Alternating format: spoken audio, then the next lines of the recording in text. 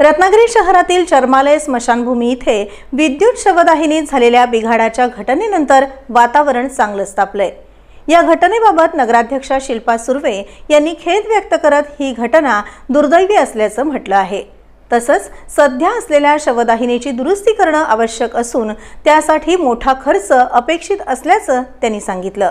मात्र नागरिकांची गैरसोय होऊ नये यासाठी येत्या काही दिवसात नवीन शवदाहिनी सुरू करण्यात येणार असल्याचं आश्वासनही त्यांनी दिलं।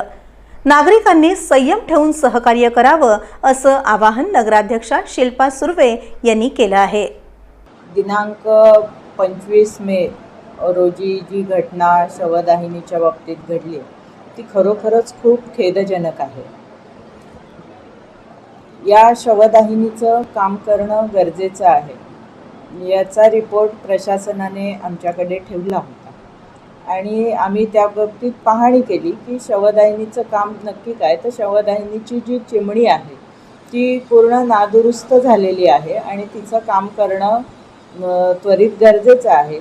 सदर टिप्पणी आल्यानंतर आम्ही सर्व पाहणी केली। जर ती चिमणी दुरुस्त करण्यासाठी येणारा जो खर्च होता तो खूपच होता, त्यावेळी आम्ही निर्णय दिला जर ती चिमणी दुरुस्त करण्यासाठी एवढा खर्च येत असेल तर नवीन शवदाहिनी आपण घेतली तर त्याला किती खर्च येतो, तर त्याच्यात थोडेफार पैसे घातल्यावर आपल्याला नवीन शवदाहिनी घेता येणार होती।